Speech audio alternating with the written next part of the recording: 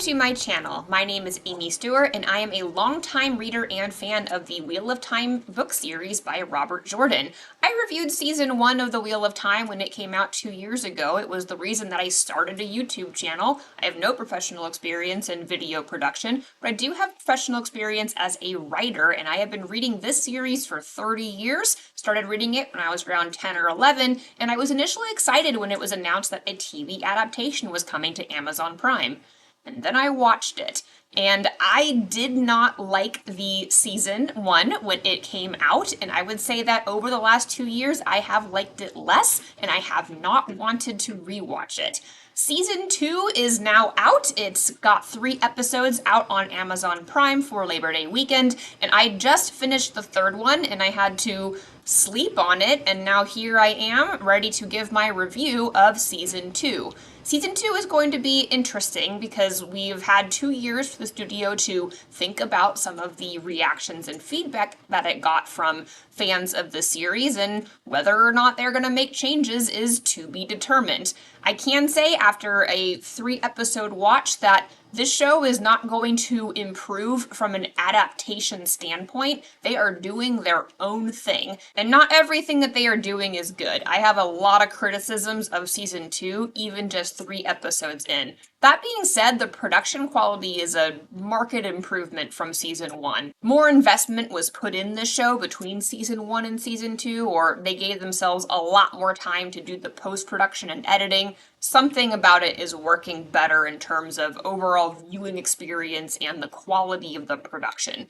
But the story still has problems, the characterizations still have problems, the plotting and the logic still has problems, and it is not a faithful adaptation of The Great Hunt at all. In this review, I'm going to give you my raw reactions of episodes 1 through 3 of the Wheel of Time Season 2 TV series. I have not worked out a script that is really analyzing this production so far. These are much more off-the-cuff comments from me. As I watched, I took notes, and I'm going to share those notes with you, as well as some of my thoughts and feelings about what they've put together. I know a lot of people watching my channel are interested in my take, not only because I'm a long-term fan, because I'm not somebody who is criticizing this show from a political perspective. I like the casting. I think it's great. I think inclusion writers are a wonderful introduction into Hollywood as well as TV studios in order for our entertainment to reflect the audience watching it. I think there's a lot to be said there that is really positive and good, and the mistakes that were made with this show are not due to that. It's not due to it being woke or liberal or pushing ideas that are, according to some people, some kind of political undertaking to change the hearts and minds of America. I think that this show is primarily trying to make money. I don't know what the individual motivations of the showrunner are, but I suspect it's to make money, and I don't think that the decisions that were made and the creative license that was taken is actually helping them to do that, which is why this is so tragic. I do believe that the original story that Robert Jordan painstakingly crafted is better than the story that we are getting on the big screen. That being said, we did know that they had to make a lot of changes in order to adapt this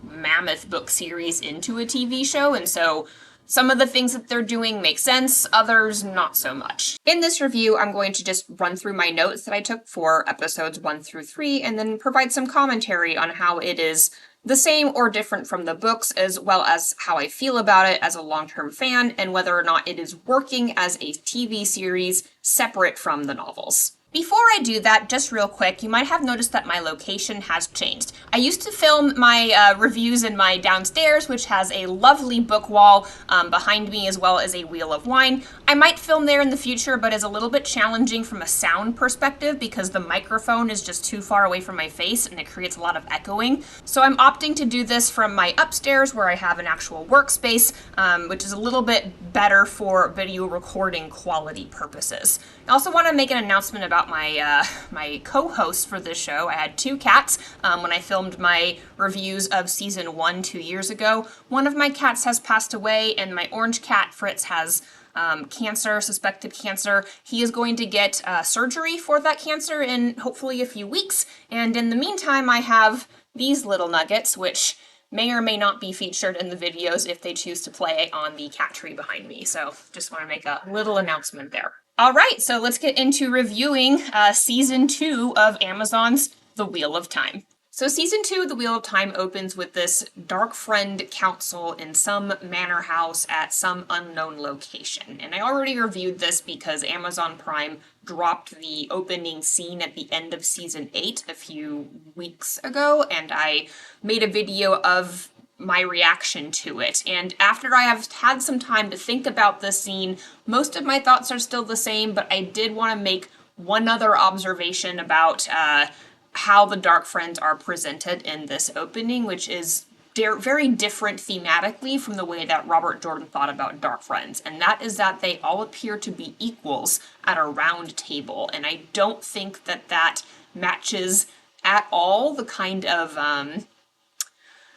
jockeying and maneuvering and distrust and paranoia and narcissism and sociopathy that we see from Dark Friends in the book series. Robert Jordan's view of Dark Friends is that they are inherently selfish and emotionally immature people, and that is reflected a lot in the way that they have exuded their insecurities in, violent, sadistic, and narcissistic ways. And the Great Hunt, the book, opens up from the point of view of Bors, who we later learn is a character that we meet subsequently in the series, but it's pretty clear that he is a White Cloak by the end of that scene, and we get his perspective on all the other Dark Friends and how he is constantly in his mind thinking about how to one-up the people around him and grapple for power against the other folks in the room. So there's this very, strong sense of hierarchy and who is on top and who is on bottom, and those on the bottom want the power of those on top because they themselves have been oppressed by people who have been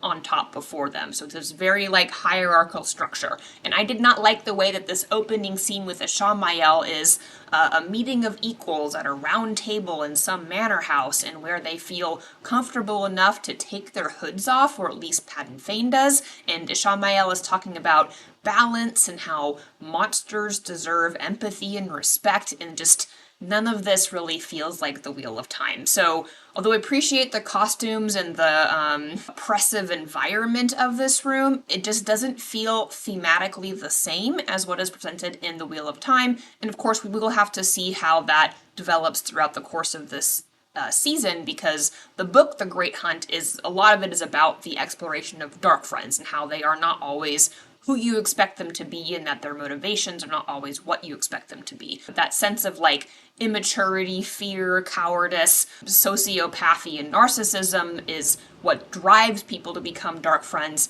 That appears to be absent from the TV show, at least so far. But we'll see how it evolves. Alright, so we cut from there to a scene of Moiraine carrying water from a well for some reason. And this is never explained why she has to carry water from a well, uphill as some kind of domesticated servitude that she's in as a result of having lost her Aes Sedai powers. They just don't really explain it, and it doesn't make sense for a number of reasons. One, Moiraine is noble born, so I don't know why this type of labor would be where she would, see herself going if her position as an Aes Sedai was taken away from her, and it just, I don't know. I didn't really understand what she's doing with the manual chores, how that's supposed to give her purpose in life or to help her survive what has happened to her. Although we still really don't have confirmation that she has been stilled. There are indications in that direction, with Lan saying he can't understand her feelings anymore, and that he won't leave her despite the fact that they are no longer connected. Again, the bond has never been explained in the TV show. We see it as a, close emotional connection between Aes Sedai and warders. Spent that whole episode 5 in season 1 demonstrating that, but no one ever says this is a magical connection in the TV show, and I am not sure that audiences who have not read the books really understand how this works, and I don't know how it has changed from the books to the TV show, and this scene did not help me understand that at all. We are introduced to Varen Sedai in this scene, which I liked. I liked her casting. I think she looks good, and I don't mind that they have condensed the number of Aes Sedai in the TV show and making it Varen and her sister Adelaus. Now, if you've read the books, you know that Varen does not have a sister. It is Vandene and Adelaus that Moiraine goes to visit to do some research on the Forsaken during the book series. In the TV show, they're just cutting down the number of Aes Sedai characters, and Verin is now Van Dien. They're the same person, and she has a sister who's also her biological sister, as well as her Aes Sedai sister, and Moiraine is visiting them in this kind of mountainous manor home. However, they don't explain why she's visiting them, like what the brown Aja are, why she thinks she can get information there. It's very unclear what her purpose is in being there versus some other location. And I think the show does this all the time, and it's very annoying. It makes the audience guess at the reasons for why people are doing these things. And I'm not saying I want the story to tell and not show. I just think need to work in, organically why they are here. We also don't know what Moiraine is researching, at least initially in this scene. We find out later that she's trying to understand the Forsaken, much like she does in the original book series, but she's keeping it all a secret from Lan, which I personally dislike a lot, and they build on that to try to drive a wedge between them for Lan to leave Moiraine and go seek purpose elsewhere through Nynaeve or some other thing. And I don't feel like that's realistic, and it doesn't make sense. I also don't like that they stilled or wove a very complex shield around Moiraine for the TV show. I think it adds unnecessary and honestly uninteresting conflict, but I think that the writers of the show believe for some reason that all of the characters have to have these deeply emotional challenges that they're trying to overcome for every scene of the TV show, and I don't think that should be the main conflict for every character, and for Moiraine in particular, I think her conflict needs to be, how do I save the world? How do I protect the Dragon Reborn so that he can fight the Dark Ones, so that the world can be saved? And all this focus on herself and her feelings for the Amyrlin and for Lan and for her own powers just detract from that, and I think it's kind of an insult to her Aja, the blue Aja. I get why they're doing this, because they want to show the, horrors of stilling, but I don't know, I just don't think that this was the way.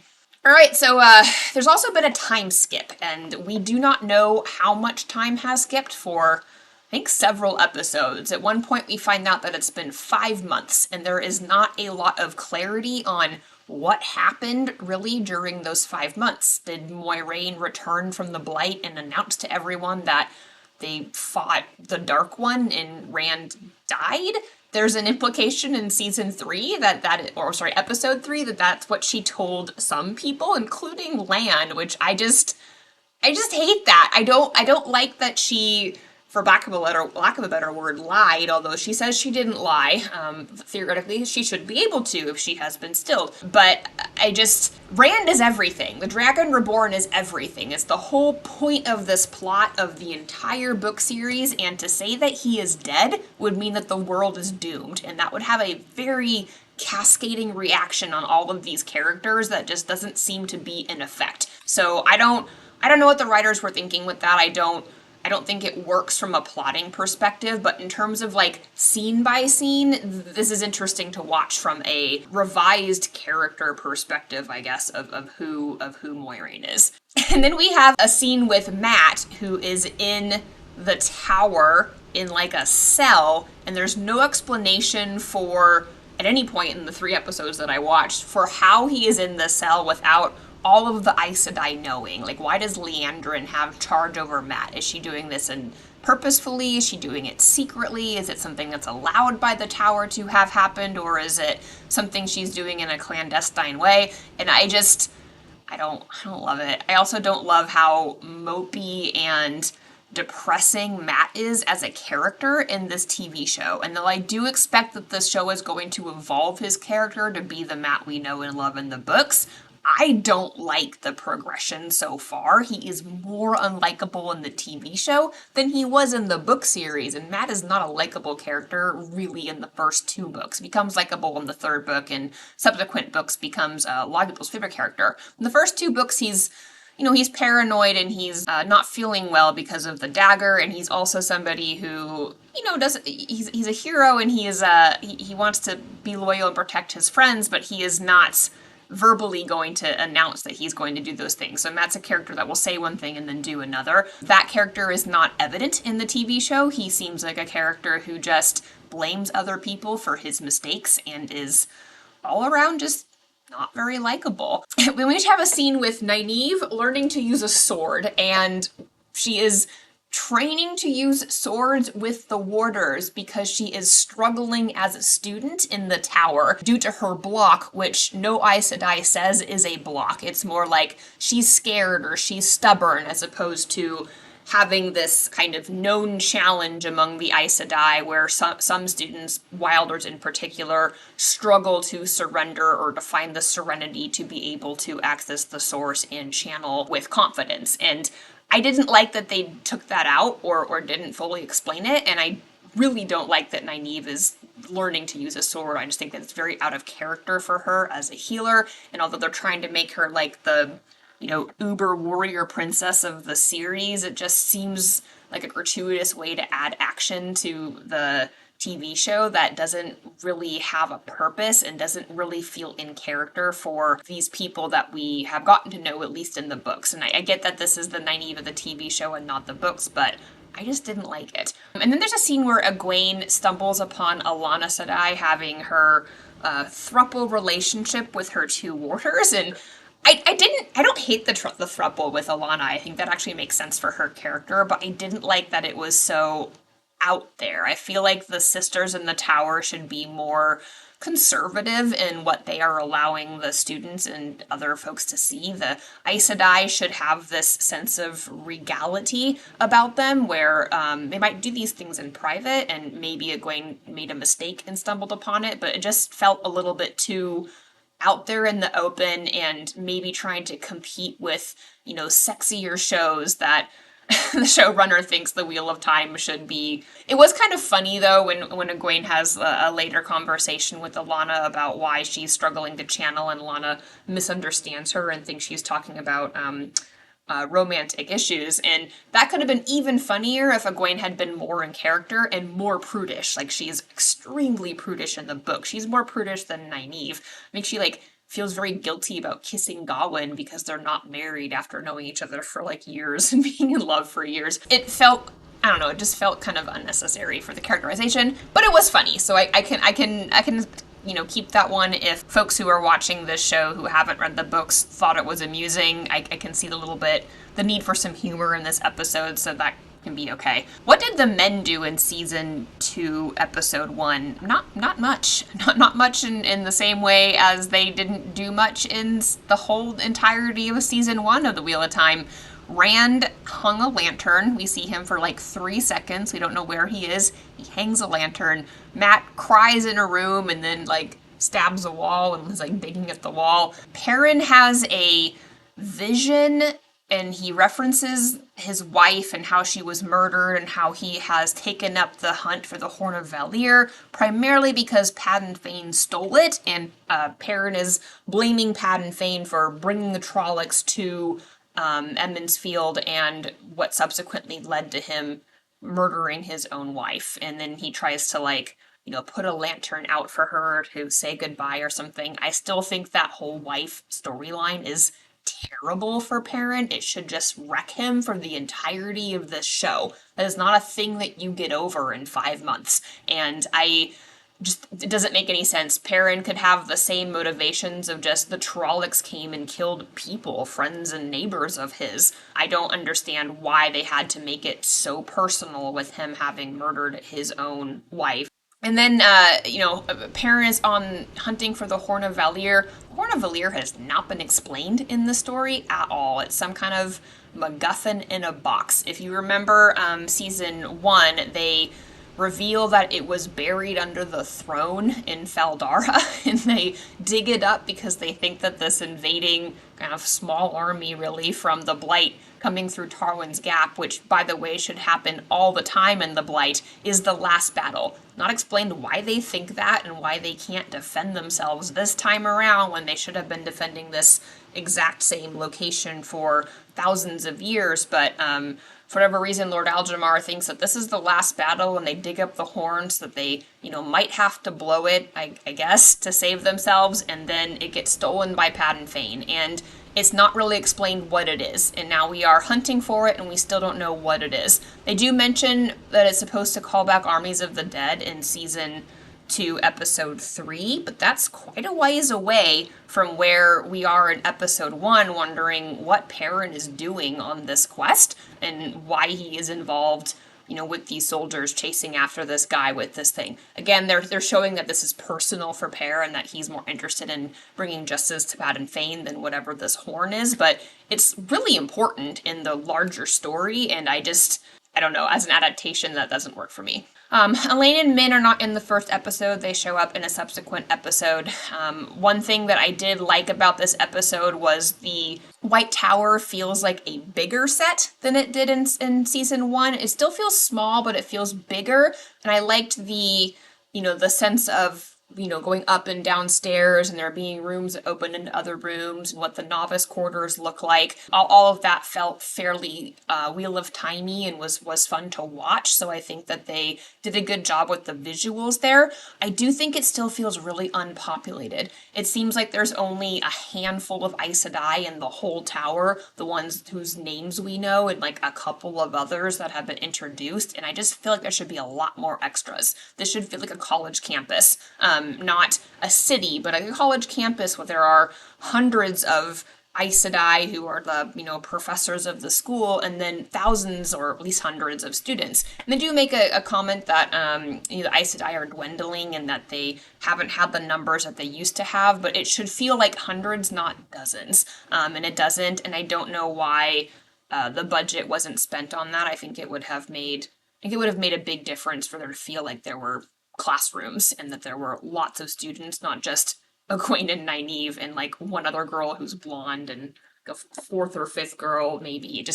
I don't know, it feels very, very small. I enjoyed Lan working out. The actor that plays him is very attractive, and I enjoyed his whole vibe in this. He's not the same character as the books, though, at all. He's just too emotional. And the character of Lan in the books is, a pretty chiseled, stoic character, and as much as I love the actor playing Lan in this, I do wish that they had adhered to his characterization a bit more. The outfits of everybody, I think, are improved so far, at least in this episode over season 1. They look a little bit less ragtaggy, except for what Matt is wearing in the tower, but I guess he's a prisoner, so we'll let that one slide. They don't introduce Varen's sister.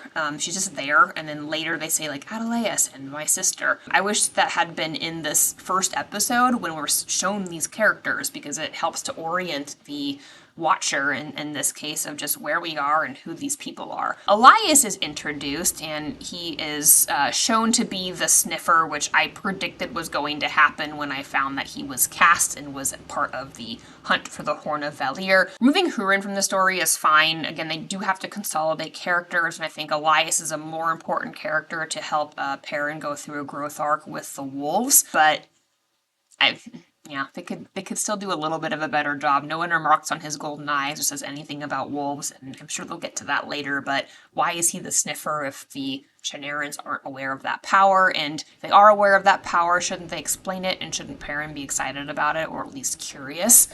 They kind of skip over it. Ingtar and Uno both need better introductions. We barely get any kind of introduction with them at all. I would hazard a guess that people watching the show who have not read the books could not name these characters and have no idea who they are, who's in charge, or anything.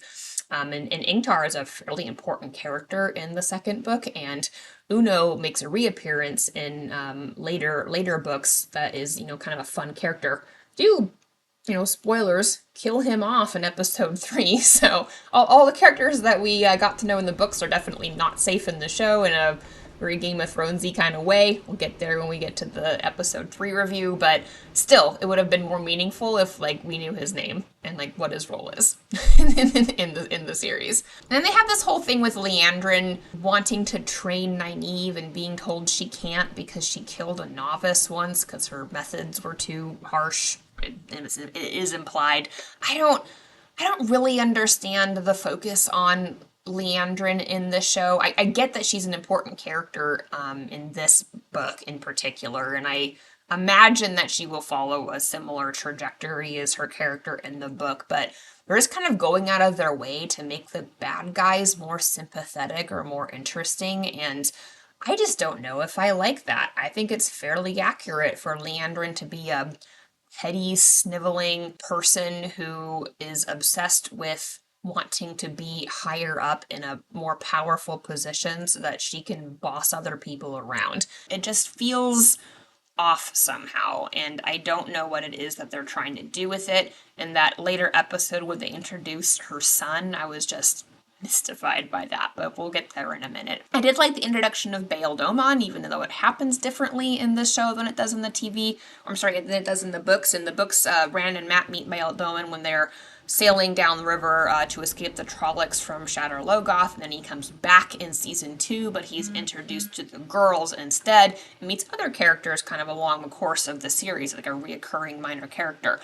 In the TV show, it is somebody that Moiraine has invited to this manor house to trade with, and she tries to convince him that she's interested in Quaindiar, but really she's interested in this piece of lore that he has, like this old poem, and there's like this bartering exchange that she hints is Days de Mar. It's not. That's not all Days de Mar is. But she wins this little negotiation struggle, which is fine because Moraine's character needs some positive qualities in this TV show because she's shown herself to be emotional and not very wise as a leader and mentor in the TV show, which is just tragic because I love Rosamund Pike playing her, and I want the Moiraine from the books. I like seeing Tomas too, Varen's warder, and it's clarified now from the trailer that he's the one that stabs the Fade through the back with a power wrought blade. That was cool. That was a cool scene. I like seeing some other wards other than Lan do cool things, and because there are some interesting plot twists with Perrin later in the story, seeing him and having him introduced at this point was,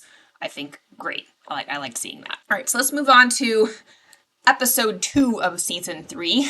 Finally, we get Rand, the main character of the Wheel of Time, at least in the book series, but man, in this TV show, Rand is the most unlikable, uninteresting character with this awful storyline so far in this TV show. I do just not understand this introduction at all. So, Rand is being tormented by dreams. That's fine. He gets tormented by dreams a lot in the books. And then he's waking up in this shabby room with Celine. They don't even name her. They don't introduce her. I know who this character is. I know y'all watching know who this character is. This does not work for me. This is not this character. I don't understand how the committee of writers decided that this would be a good way to develop either of these characters. Like this, the motivations are all wrong. Rand running away even isn't the character of Rand in the books. Rand does run away in The Dragon Reborn. He runs away from Moiraine trying to control his destiny as the declared Dragon Reborn. She's like building all of this political machinations to try to help him become a king, essentially, of nations, and he escapes her and runs to try to confirm for himself that he is a Dragon Reborn by breaking into the Stone of Tyr and seeing whether or not he can grasp Kalimdor, which he does, and that is the thing that solidifies to him that this is my destiny. In the TV show, Rand is literally just running. He's running, he's shacking up with this woman who, again, I know who she is, but he doesn't, and there's no introduction for how he met her, who she is. They're living in, like, the poor section of Cairhien in the Foregate, which is not in character for her. And then later they show them going to a fancy nobles party, and I just didn't understand, like, how did you do that? And is Rand not curious how she did that? I don't know. The Celine Rand story is one of the worst things that is happening in this adaptation of The Great Hunt / The Wheel of Time. I did like the dresses, though, in Cairhien. For the first time, I'm starting to see, like, kind of 17th, 18th century clothing being incorporated into this production with the, beautiful dresses that might be, sometime in France. And there are elements of more embroidery, and Rand's red coat that he wears in episode 3 with the herons marching up the collar was very Wheel of Time. More of that, please. I like it when they're pulling from the actual book materials or even the cover artists' in the original covers for the books. And then they have this awful plotline where Rand is working in a sanitarium for the mentally insane, and we learn that Logain is there at a later point, but he's initially introduced as just somebody who is caring for people who have gone mad. It is not clear whether all of them were channelers. I would suspect not. And at first I kind of thought, okay, at least they are giving us a scene with Rand where he's being a nice person. He talks to a man who is a Heron-marked blade master and asks him, whether he can show him some moves and is kind to him in his mental illness. And that at least was Rand being nice. But then we learn later it's all a ploy for him to try to, get into the room where Logain is being kept so he can achieve this long-term goal of learning from a man who went mad from wielding the one power how to avoid a similar fate for himself. And in order to do this, he straight up murders somebody in the streets with the one power, or at least maims him, very seriously, and then comes in and takes his job. This character is awful. This is supposed to be the main character. This is supposed to be Rand al'Thor. Rand al'Thor, the very nice, knightly, self-sacrificing, emotionally neglected, but really sweethearted boy from the book series who is forced in the role of becoming a king and does the best he can to maintain his morals until he is slowly worn down by the world. That's the character in the books. In this TV show, Rand is just a jerk from day one, and I don't know why anyone would care about his story or would want him to save them from the darkness. I don't understand these changes very well at all. And we have a scene with Perrin on the hunt for the Horn of Valier with the Shinarans, and he's wielding a sword, and I still have these questions. Where is Perrin's Moonblade axe? At what point is Perrin going to become a serious character? Why is Nynaeve taking up the sword, and Perrin is shown with the sword, and Lan is practicing with the sword, but Rand doesn't have one?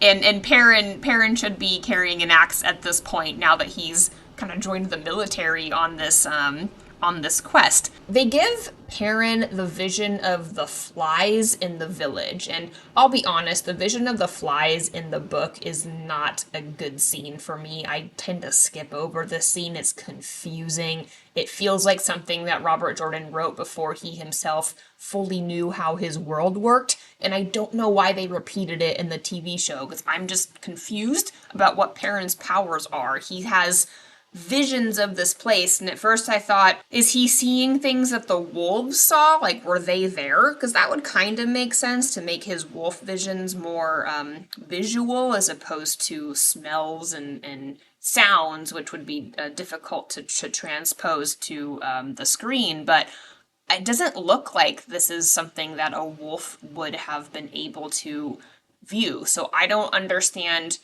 what Perrin's powers are in the TV show, and now it makes a lot more sense when I hear about script leaks or conversations in the writer's room of Rafe Judkins saying, like, maybe Perrin will talk to bears. I mean, why not? Why not just change everything?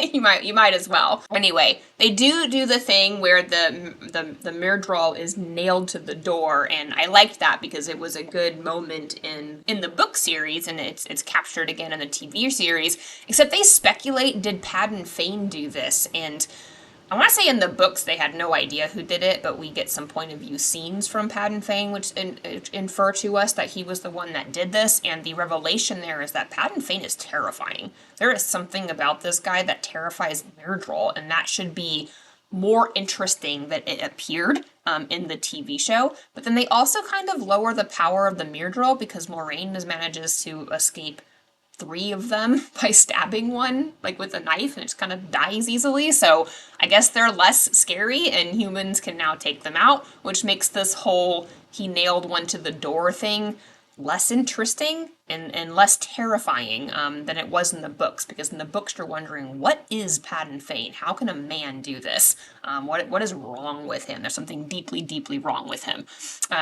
So there's a scene where Rand is in the sanatorium with the old man who was once a blade master, and the guy mutters under his breath something about sheathing the sword, and I was thinking to myself, is that all we're gonna get about that in this season? And if we're supposed to, like, remember that later in the season when it becomes relevant, possibly, I I don't think that this was an effective way to have Rand learn this move, because this is a mad old man who is muttering nonsense, and he's not a character whose name I think we even learn, so I'm not really sure what the reason was behind that from a story building perspective. I don't think it really built the story.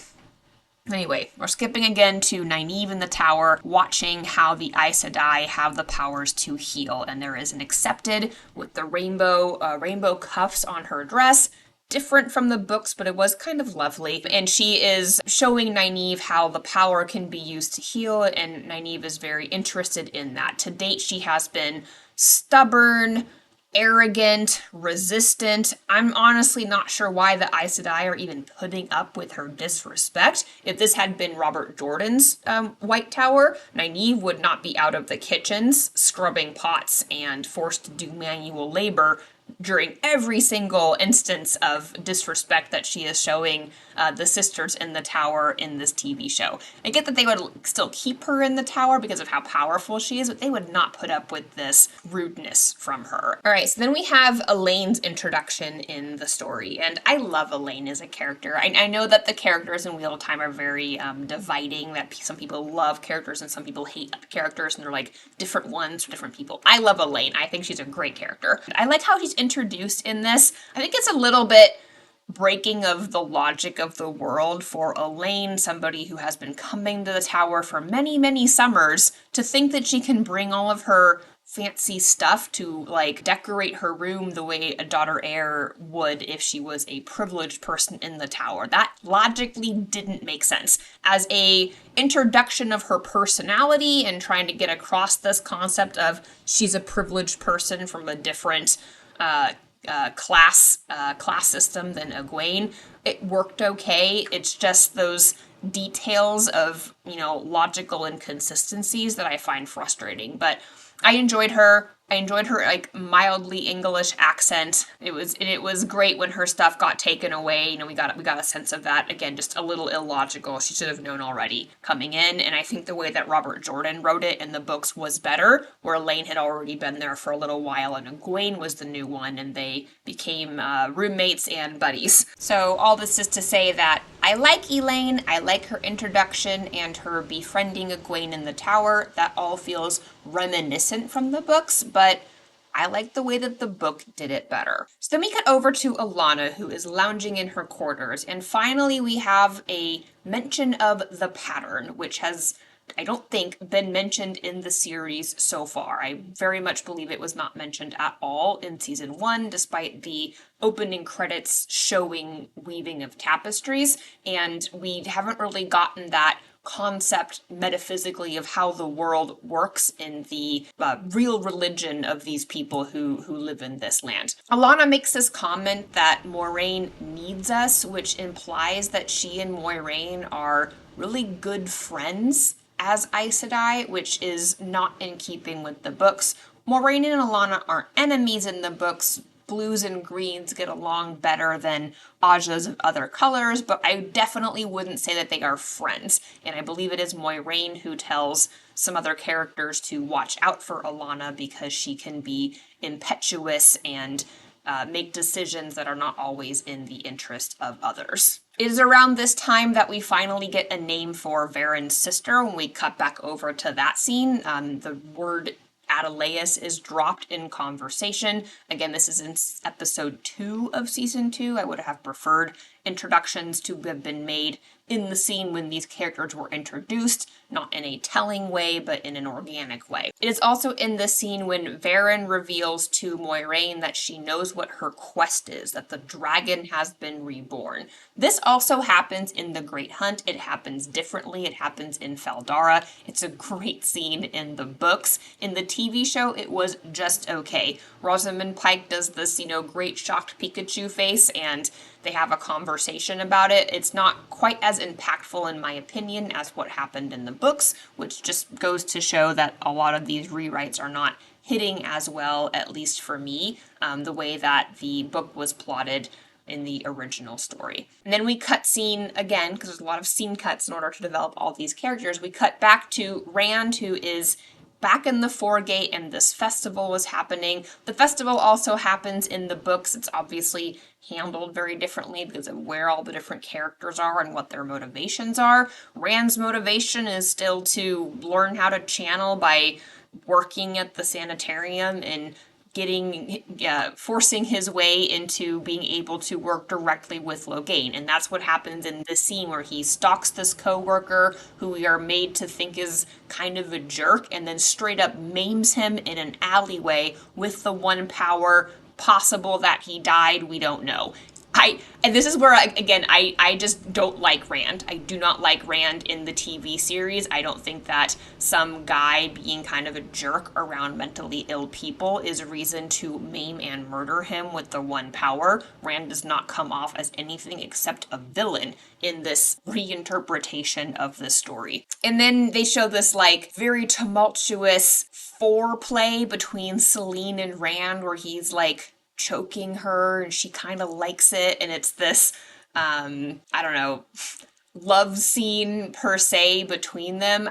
I hate everything about this. This is not either characters. Rand is supposed to be so chivalrous towards women where he cannot hurt women, and this is, I think, not the first throat that he's going to grab in this season when he's supposed to be the nicest that he will ever be in the TV or in the story. And so I'm really depressed by the character changes that have been made to Rand in particular. A lot of the characters, and especially the men, but Rand in particular, the showrunner just does not seem to like or understand Rand, and I don't think Selene much better. Selene, again, trying not to give all the spoilers in the world, should be somebody who is very interested in Rand becoming a great leader, and she should be trying to push him and persuade him to be more than the simple country boy that he thinks he is. And that's because she is obsessed with power, she is obsessed with glory, she wants to hang on the arm of a powerful man. I don't see her as somebody with like sadistic bedroom needs. I think she's much more of a kind of princess type in her mind, where she thinks that she is the moon made flesh and everyone should worship her. But this type of interaction doesn't work for her character for me, and it's very upsetting because I really like this character as a conflict character, and I just think they've kind of ruined it.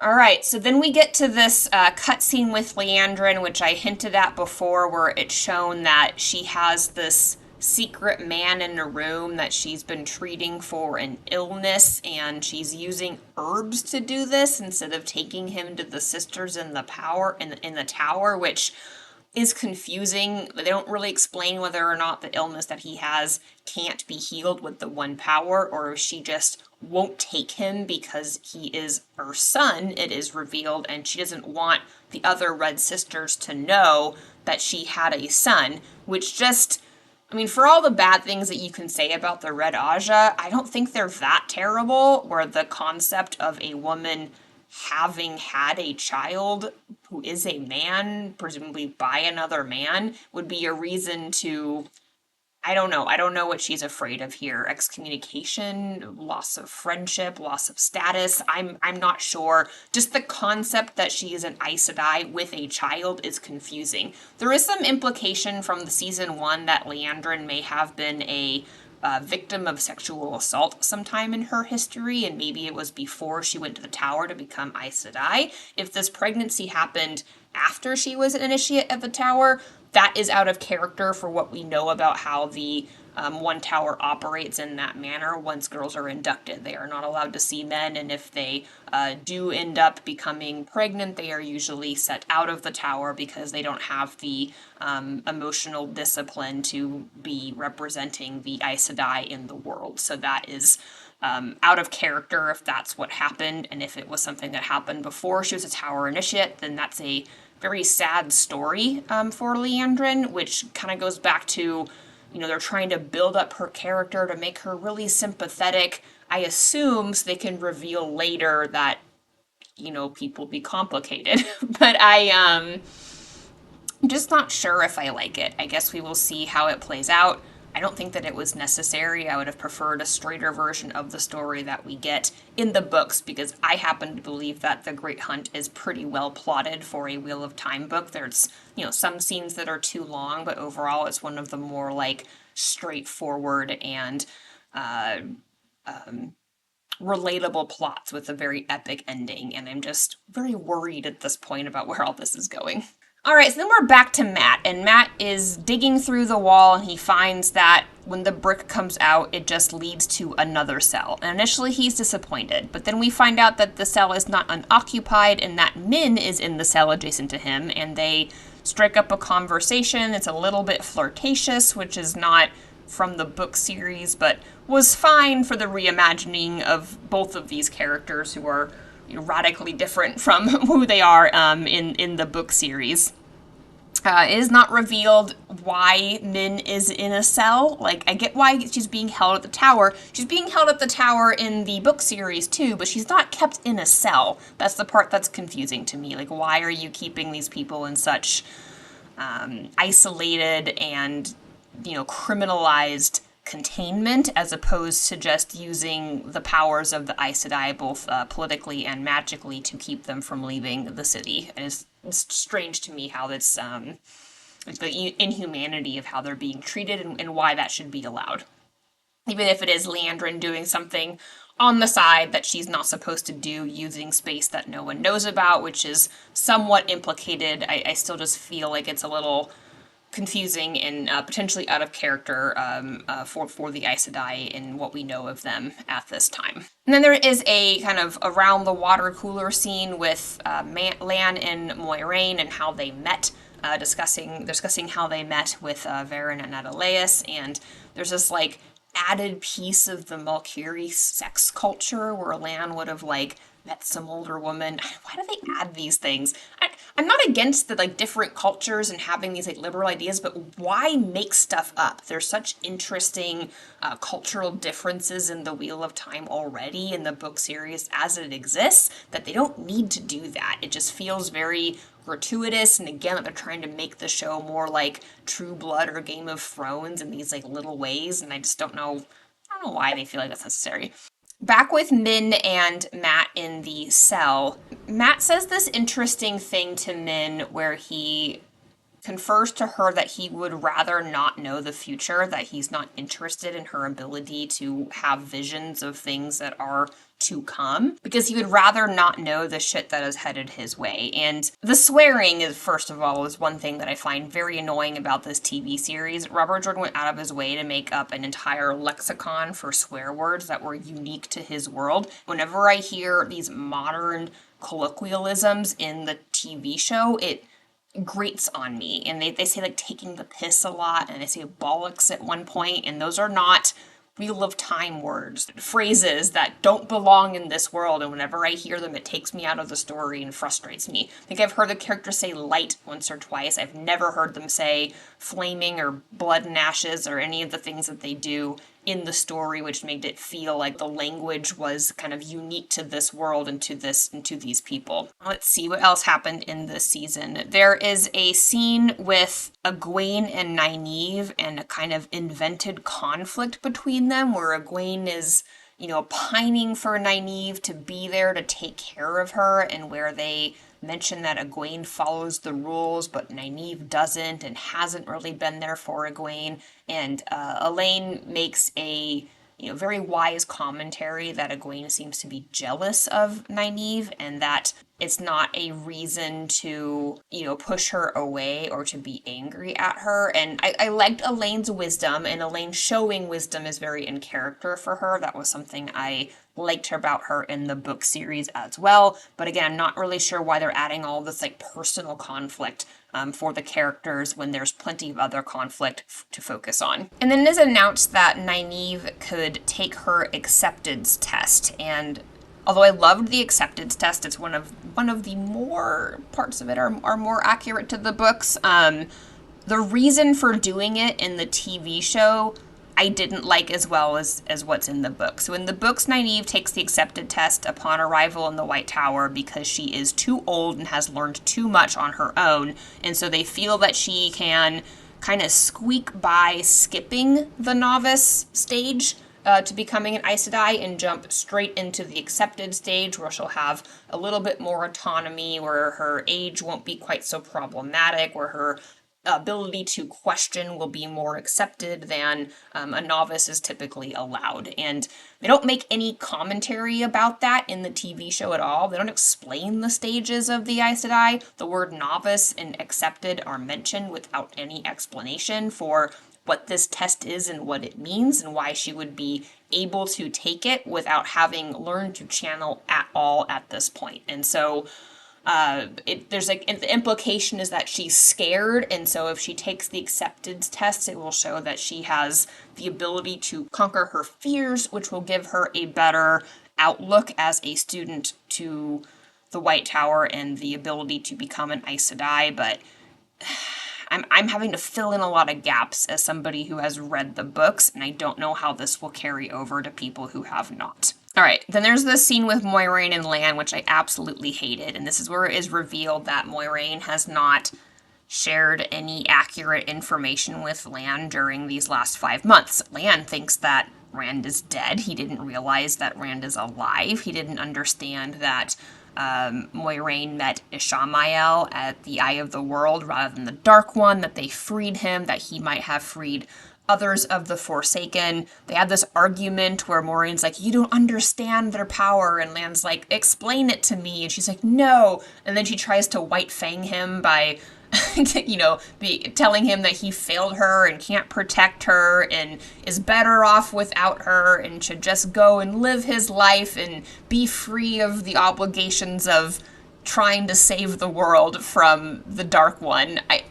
This whole scene was very frustrating, because again, it makes Moiraine look immature. It makes it look like she's focused more on feelings than on her mission, and I feel like it's a character assassination of the type of person that she is in the books, and I miss the real Moiraine. I miss the real Moiraine and Lan bond and the equality that existed between them in the books, and the shared mission that they had, and the loyalty that they had toward each other. It's just very frustrating to watch this reinterpretation on screen. So I didn't like it. Then we have this ending scene where Perrin is asleep in some village and he gets dragged out into the street by his feet. The village is under attack by what I assume is the Swanchan, and is later revealed in episode 3 to be the Swanchan, but I didn't really care for how this worked from like a logical perspective. I didn't understand why the Swanchan were attacking this tiny village so violently. And I can't remember all the details of the books with the Swanchan invasion, but my understanding of the Swanchan is that they are somewhat patterned after Imperial China, and their approach to conquering nations was to do so peacefully when possible and instituting order will possible. And yes, they put down resistance, and yes, they were engaged in conflict with the armies that were fighting them to retain ownership of the land. My understanding was that the way they treated the common people was pretty fairly. They would just kind of roll up into villages and towns that they had, where the armies had been conquered, and they would say, you can continue about your business and do all of the merchanty things that you were doing, and everything can remain the same. Just swear these 3 oaths and move on with your lives. And the common people were more or less amendable to that, because the oaths didn't really have much meaning to them. And where people were not doing that, they would sometimes get enslaved for, showing disrespect or for not swearing the oaths, but it wasn't quite as violent as the TV show has changed it to.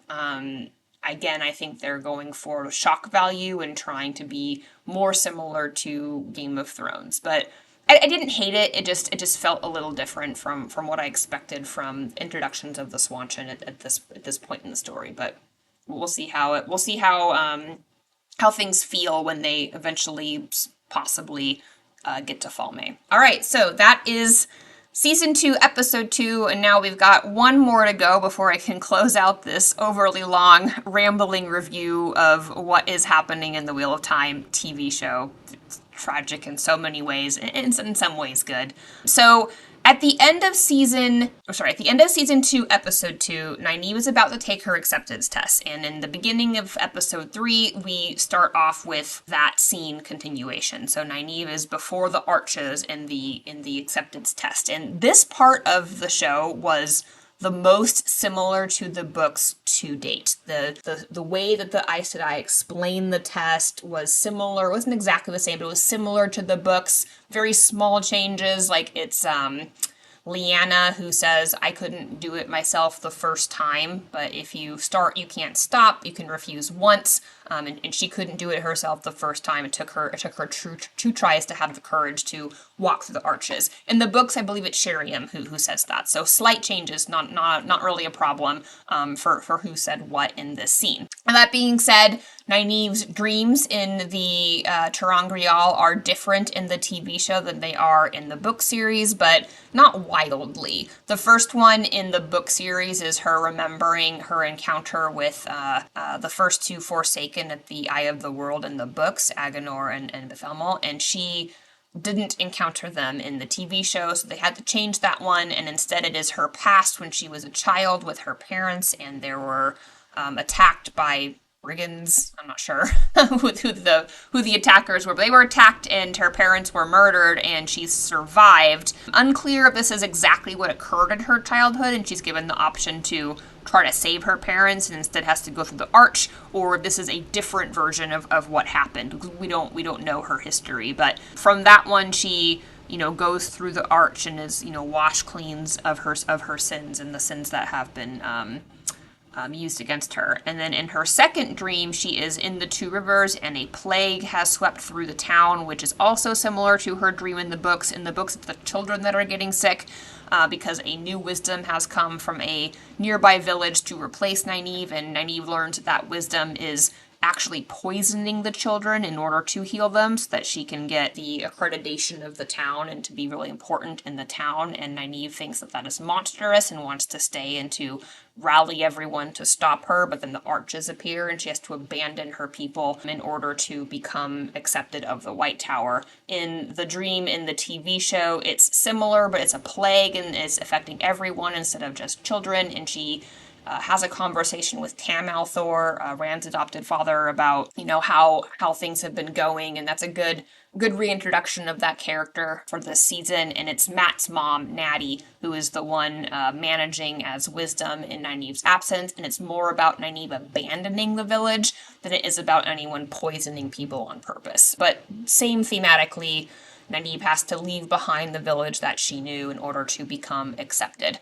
So the third test for Nynaeve is a little bit different than it is in the books. In the books, Nynaeve is the Maeshiera of Lan. She is his wife, and they have children together, and she is happy living as his princess or queen in the land of Malkier in some fantasized future where they are in love and everything is wonderful. And he's all emotional, and they're all a big happy family. She has to leave that and go through the arches to become accepted, to leave that possible future behind. And she's furious, but she does it.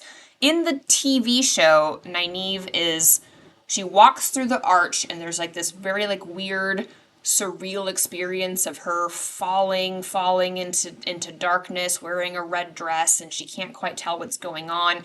And she stumbles out of the arch and can't remember what she did, except that she's covered with blood, and the blood is not hers, and she's holding Lan's Adori in her hand, and she realizes that she must have murdered him in the, fake alternate reality as one of her fears.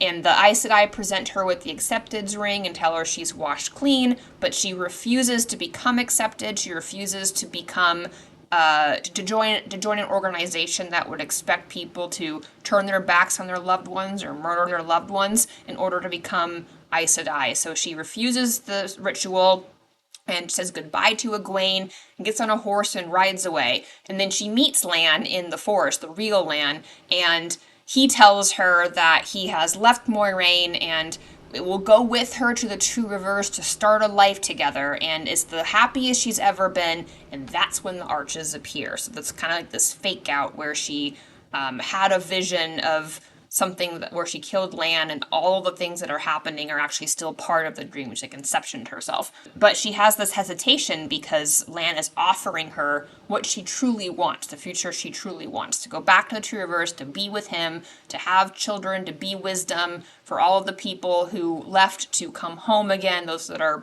still alive in her mind, and the arches disappear.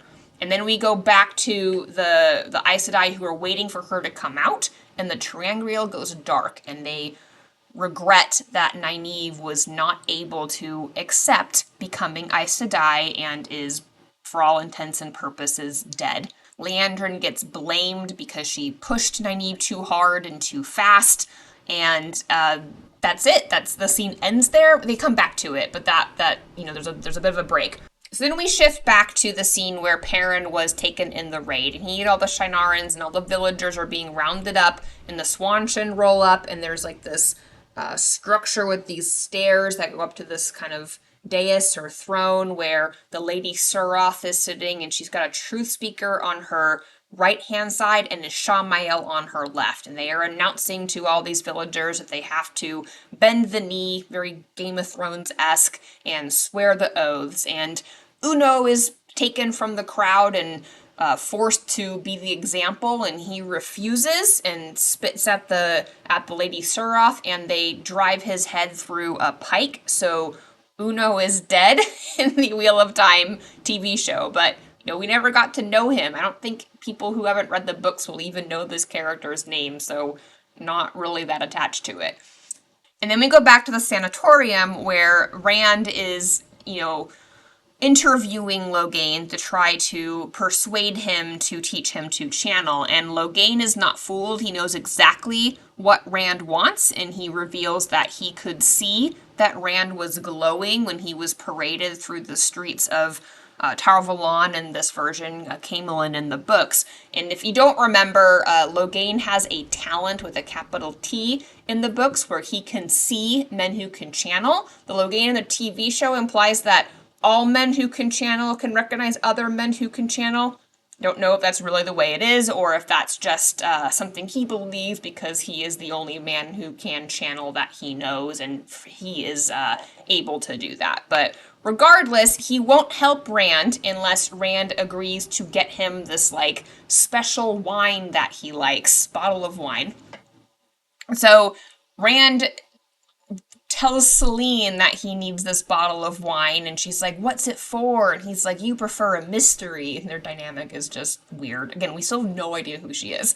And she takes him to a nobles party, which the dresses and everything look much more like I would expect for Cairhien in The Wheel of Time, but feel very out of place with the rest of the world's costuming the way that the show has been doing the costumes, because in the books, women don't wear pants except for men and the Aiel women, whereas in the TV show, people are wearing all kinds of modern clothes all the time, and so these, Versailles-looking outfits feel very out of place compared to what we've seen elsewhere in the show, but it's fine. So they go to this party, and there's, this introduction of the politics of this particular city, and Selene seems very at home there, but she also seems very at home in the shabby inn that she owns. And I have so many questions about what people are supposed to think about this character and how they met. It's possible that Rand was compulsed in some way, and they'll kind of go back and show how they met and how the situation developed, but it's just weird. It's weird right now.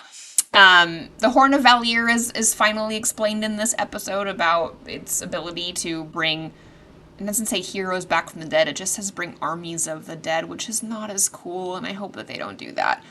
But Selene seems very disinterested in it, and that's in part because she doesn't realize, I guess, that it has actually been found. She knows that the Cairhien are political and are using the story of the hunt for the Horn to try to get people out of the Foregate, and she's fine with that. Rand's a little bit disillusioned by it, but yeah, they have that conversation, so we kind of know what the Horn of Valir is, I guess. All right, and then Leandrin goes to visit Matt in his cell room, and she reveals that she's going to allow him to leave And she also threatens him and tells him that he's a coward and that he has no accountability, and he blames his friends for choices that he made, which is all true within the context of the TV show, because Matt's a terrible person and Rand's a terrible person, and Perrin murdered his wife. In the TV show version of these characters are like not that great. Anyway, she lets him go and gives him, his freedom back because she's just no longer interested in him. And we find out later that this is like kind of a ploy, but Matt can leave, and he starts to, but then he runs into Egwene, sort of. He sees her in the garden weeping over the loss of Nynaeve. Everyone thinks Nynaeve is dead. And he thinks about comforting her, but then doesn't, and goes back to his cell, that she will be free of Moiraine's manipulations in some fashion. So it's unclear at this point. It's not the plot from the books. I can't tell you where this is going. Imagine it will sort of, kind of end up in a similar place to the books, just in a very different, roundabout way, but that's what happens in that scene. My software crashed. Where was I? Oh, forgot to mention. During the noble party in Cairhien with Selene and Rand somehow in attendance, Rand has a conversation with the Lady Colivere, and if you have read the books, you'll remember that the Lady Colivere becomes a sort of important character later when she tries to crown herself Queen of Cairhien. Having that introduction now tells me that some aspect of that plot will remain within the series at some point. I don't think this season, but they are introducing that character as a noblewoman who will reappear at a later date. So then Rand returns to Logain in the sanatorium carrying this bottle of wine that he procured from this noble party. It's like, should be easier ways to get a bottle of wine. But at any rate, he brings this bottle of wine to Logain and is like, here's your wine. Now teach me the secret to not going mad. And Logain, of course, reveals that there is no secret, that you will go mad, that the power will overflow from Rand at some point, that there's no stopping it. And he says that men are not the problem, that they are not the madness, that Aes Sedai poisoned the world against men, and Rand starts to realize that Logain is mad, that he believes that he is the dragon, that he thinks he can hear the whispers of Luther and Telamon, and Rand realizes that this man cannot help him, that he is clinically insane, which of course he is not in the books, so that's, a change that we have to grapple with in this version of the story. And then we return to Perrin, and this part is confusing. Perrin wakes up in this wagon being carted, presumably to be forced into the Swanchan armies, and Ishamael is in the wagon with Perrin, and they have a conversation. Ishamael has this conversation with Perrin where he seems to be trying to convince him that the wolf inside of him is calling to blood, and that Perrin is a beast in his inner heart and is trying to convince him to turn to the dark or to try to flee this version of himself. It's a little bit convoluted.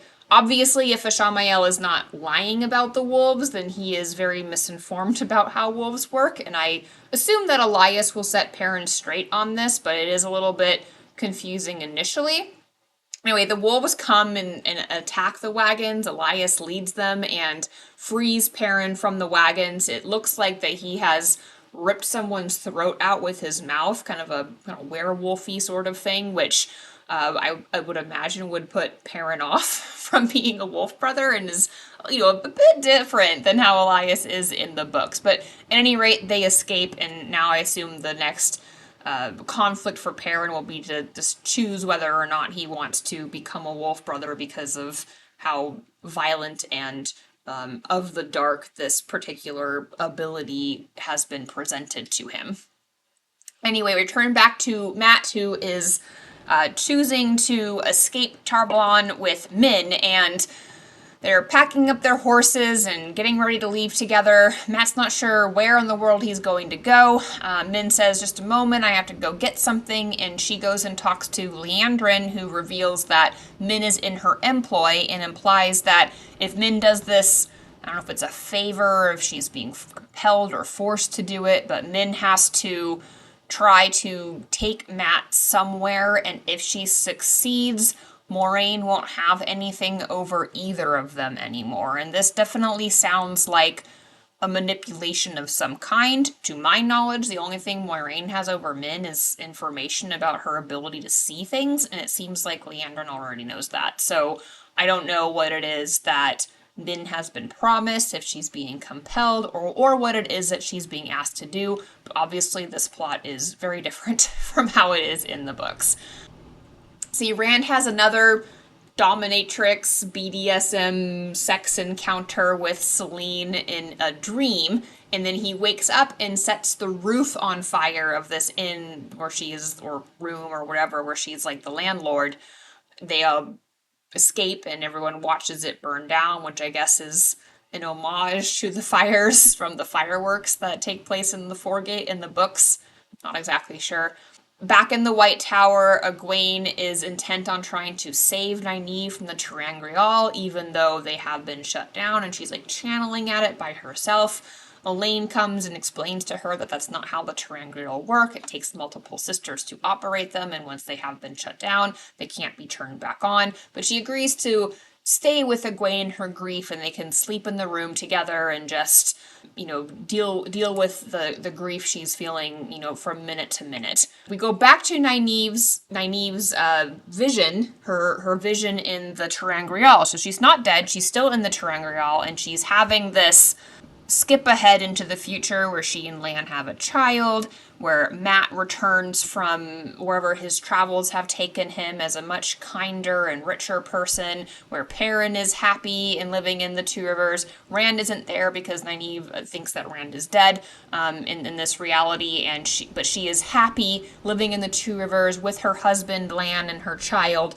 Kind of similar to how her vision is in the books, but the difference being that darkness and evil is taking over the world because she made this decision to be with Lan, and it eventually shows up at their doorstep. Trollocs break down the door, and Matt and Perrin and Lan are all killed, and Nynaeve is alone with her daughter, and she channels to try and release all of her anger, and presumably that triggers the ter'angreal in some way. In the books, this is a little bit different. Nynaeve deliberately forces the arch to come back with her powers, by channeling at it, and she is able to resurrect the arch and then walk through it and end her test. In the show, Nynaeve doesn't really seem to have any cognitive awareness of what she's doing, but she releases all of her power, and she picks up her little girl, and they walk the arches together, and she emerges empty-handed. The girl does not exist, and she falls on the floor weeping, and it is fairly emotional, and this is not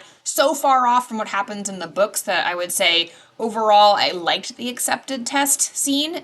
Some of the mechanics of how ter'angreal work or don't work don't make sense, but I no longer have high expectations for the magic system being cohesive in the TV show. I just don't think that that's something that the showrunner cares about or that any of the writers care about. They're just going to throw MacGuffins and weaves and powers and things at us and say, look, magic, and we're just supposed to roll with it. So in the TV show version, Nynaeve is able to channel her way out of the ter'angreal after many hours, most of the night, and now she is back in the real world, and we are moving into episode 4. So those are the first 3 episodes of season 2 of The Wheel of Time, and if I can just reiterate on this overly long, rambling review, I will say, again, the production quality is better. So if you enjoyed some of the costumes, the cinematography, seeing the world come to life, at least in some ways in the TV show,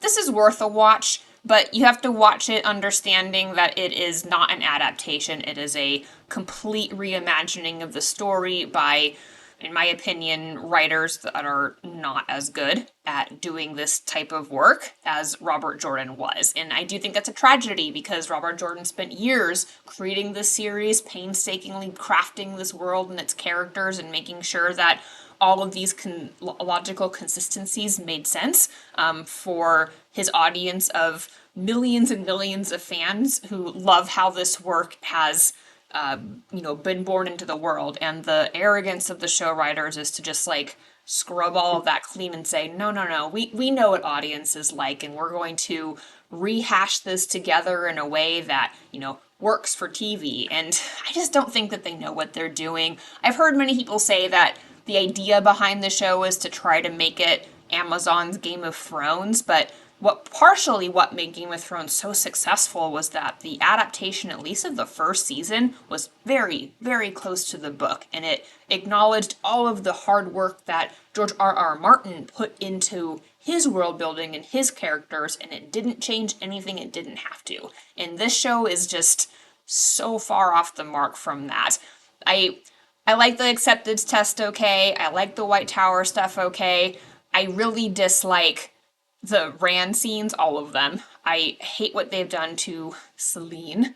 I don't understand what Ishamael's plot is. I don't understand what the hunt for the Horn of Valier is supposed to mean in this version of the show. I don't know how the Dark One is supposed to be defeated in the way that the characters are going about their various missions in a very asynchronistic way. So there's just a lot to be desired from the plot and the conflict and the characters of the show, which is, most of it. But the setting is fun. Costumes are great. The music is unremarkable. It's neither adding nor detracting from the show. It's disappointing in a lot of ways. But again, I don't think it's because of the politics of things. I think that this is more of a corporate fan fiction arrogance of weaker writers thinking that they're stronger than they are and they know how to do this better than the original author, and I just disagree. I would have welcomed some changes. I understand that a lot of changes were necessary, but this is not the adaptation of the Wheel of Time that the fans really wanted. And although it is bringing a more of an audience into this series, I think it could have been so much bigger and so much better if they had stayed closer to the books, because as it stands, I feel like an interpreter for people who have read the books and don't want to watch this tragedy but are kind of curious about how they did it. And I'm somewhat of a bridge maker for people who have not read the books but want to understand what they just watched because they are confused. I do not feel like I am an advocate or a champion or somebody who is trying to encourage all of my friends and people and strangers, the friends of fantasy, people who like these types of stories, saying, hey, there's an amazing fantasy out on Amazon Prime. It's an adaptation of The Wheel of Time, a series that I absolutely love. You have to watch it. It's fantastic. I felt that way about Game of Thrones, at least in the first couple of seasons. Do not feel that way about the Wheel of Time show. I'm only reviewing it because I'm such a big fan of the books, and I feel like, for me, the show is worth watching once. But it's not like an incredible experience that I want to share with all of my friends and family. I always feel like I have to apologize for it when I'm talking about it, and that's just not the experience that you want for such an epic story that this is. So, disappointed, but overall it is better than season 1, at least so far. We'll see if they have a better ending. I personally think that the ending of The Great Hunt is one of the best endings of any of the books in the series, because it does have this very epic feel where a lot of things come together for a lot of characters, and it feels very heroic. It's one of the more heroic endings of the book series, so I hope that they're able to salvage that. But with this group of writers and studio control, I don't know what they're gonna do. So I guess we'll watch the rest of it and see. If you like this review, please comment, please like, please subscribe. I am somebody who is kind of casually creating content for YouTube. I have a full-time job. This is not my full-time job, and I don't like spending all my weekends doing this, so I do it kind of sporadically. But for the Wheel of Time, I will make an exception. I like to review other things too. I did watch The Witcher Season 3. I did watch Andor, the fairly good show that Disney Plus put out on the Star Wars franchise, and have things to say about both of those, as well as other things that I've seen. It's just takes a lot of time out of my day. I'm not sure it's worth it. So if you like this content, please let me know. It does encourage me to create more things, and hopefully in the next couple of episodes, the reviews will be shorter, because I'll only be doing one episode as opposed to trying to cram 3 together. And then at the end of the whole season, I'll do more of a review of the whole season once I have a sense of how these writers are restructuring the plot and how the ending will make, hopefully, some of the things that happened earlier make sense, hopefully. So until next time, thanks so much, and I'll be back.